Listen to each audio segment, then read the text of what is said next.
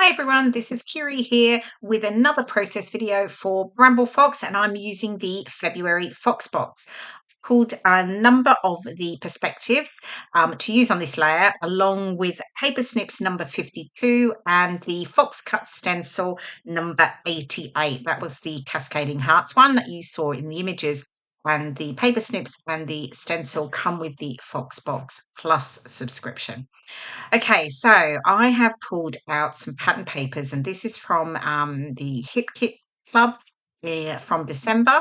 And I've got this navy snowflake. I've got sort of like a check plaid pattern in sort of soft greys and pinks, and then these soft pinky wood grain that I'm going to layer up and use as a base for my background. So firstly, what I've done is I've just torn the strips of paper. And I really love torn paper edges, and I do tend to use it quite a lot because I just like the sort of extra sort of texture that I get from the rolled, sort of curled up edges, which is what I'm obviously doing here, just sort of curling them up, and then I can sort of layer them together. But I just really like the effect that it gives on a layout rather than having very sort of flat edges. So it'd be very rare for me to use a sort of a flat edge with papers. Okay, so I've got them there, and now I've pulled out this photo, and I'm sort of having a play around here with some of the perspectives from the February Fox box, just sort of figuring out where I'm going to place them. I'm sort of moving the photo left to right, as I always do, and just sort of playing around with the title. I'm going to use the Best of Days, which is in that light blue. And then I've got a couple of the other words there, the cherish and adore, both in pinks. And I'm sort of trying to work out if I can add another word to my layer as well. I've pulled in now some of the ephemera, and I'm just sort of playing around with that, working out which bits and pieces I can use that complement the perspectives, as well as obviously, my photo. So I'm just sort of playing around, pulled out the trees. I've got there's a jumper, a sweater there, and I've got a little note card at the top that says December on it. So really just things that I think, sort of go with the photo and relate to it. I've got a house there because I'm actually standing outside of a pub, and it's Christmas Day. We actually went out for lunch this year for the first time ever to a lovely local pub with Lee's dad. So it was just the three of us.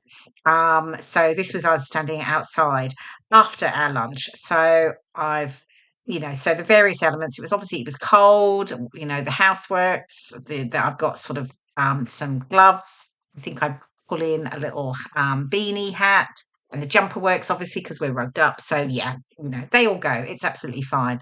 Sometimes there's odd random bits that you can add in, but that's okay. I don't mind that.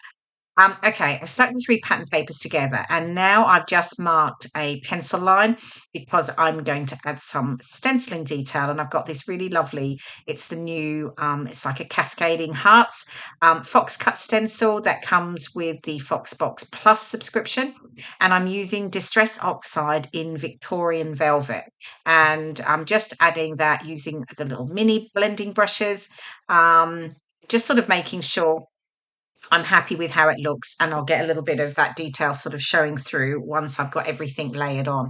Because, I'm sure many of you, you add stenciling or some mixed media background, and by the time you layer everything up over it, you've almost covered most of it up. So I'm just sort of making sure that there is definitely some still sort of just cascading down on that bottom left side. So I'm getting the papers stuck down now so I can start to really build up the clusters and my photo.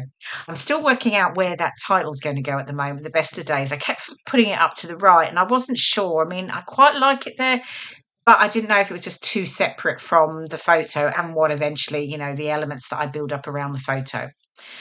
So I'm now going to mount the photo because I want to just get some differentiation between the background, and I felt adding just another this pale blue pattern paper just sort of really worked because I've obviously got pale blues that I'm using with the title and some of the ephemera elements. So I've got that mounted. I've obviously distressed the edges of the background for the photo as well. And I'm now working out, it is going to sit over there on the left side. And here we go. I've got some of those, the embellishments sort of sat in place here. And I've pulled in the paper snips now because some of these were perfect to go with this photo. So I'm just cutting them out. I've got this sort of speech bubble with the hearts at the top in that really dark navy. I've got a little radio.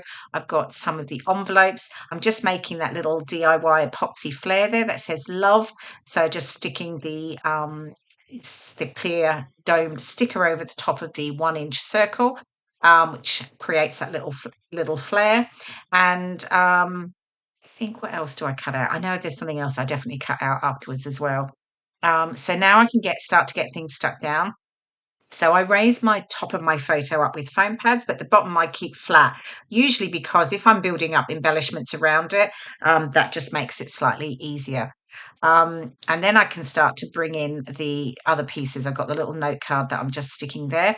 And what you'll see is when I'm sticking anything down, I'm just adding my tape or my glue to the center of the ephemera, because I sort of curl the edges up, or I raise it up on foam pads, again, just giving me that extra dimension. And you'll see the sort of curled edges as I'm sticking them down as I go. So just getting the tree and the house in there, and then just working out some of those other pieces around there. I've got the little circle that says let's snuggle, and one that says winter fun that came from the ephemera. Now what I've done is I've just realized I've got the arrow here that is from the Fox box, and it has on it these moments, but I've realized I wanted it to go there to the left, obviously, because the arrow is pointing that way, but I had my photo too close. So I'm just moving everything over a little bit so the arrow fits in without sort of touching the edge of the layout and the side of the photo. So that's okay now. So that was easily done. And then what am I doing now? Oh, I've got another little DIY epoxy flare. It has on it All You Need Is Love. And I actually had already made that for a previous layout, but I actually didn't end up using it. So that's going to tuck in just there under the Winter Fun ephemera as well.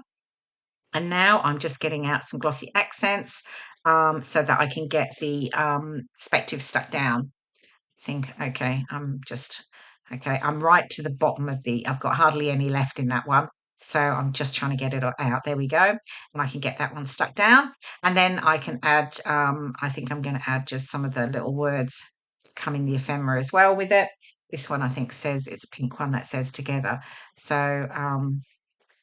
and then we can just keep working on sticking down the cluster elements on both sides of the photo.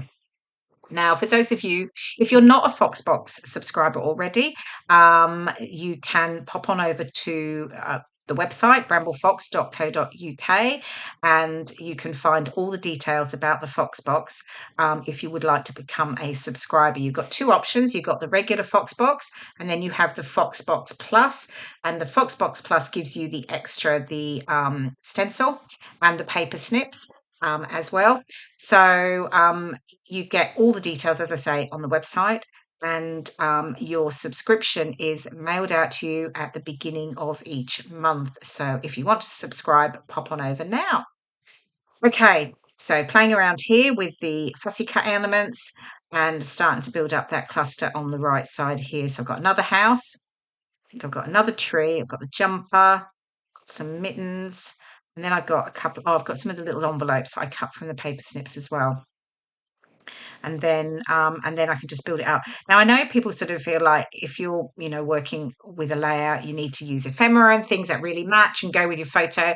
I don't mind using things that might be a little odd, because sometimes there's some random elements that come in your, that you have within your ephemera. But actually, sometimes they just tell a bit of a story. So, I've got the sort of winter, the sweater, the mittens, the gloves. We were rugged up. I've got the trees and the houses. Well, we're actually outside, and, it's a pub behind me. I do use a little radio from the paper snips as well, and that's fine. I like the color. I thought it worked okay with it. And there was Christmas music playing in the pub. So yeah, so often things can just be tucked in and they work absolutely fine. So don't be afraid to use sometimes some of those slightly more random pieces of ephemera. Okay, so getting everything stuck down. And this is the little epoxy flare. I'm actually just raising it up on foam pads there so I can sit that in over the tree.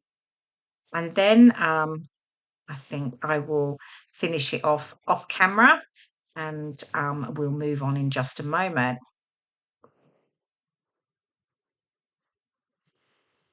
Okay, I have everything, I think, stuck down now that you can see, and I'm now bringing in the title and the word adore. I looked at the cherish, but actually the adore, I decided it would sit really nicely over the bottom of my photo, and the adore just sat out a little better than the cherish. So I've got that stuck down, and then the best of days, and I am going to bring it in over to the closer to the photo.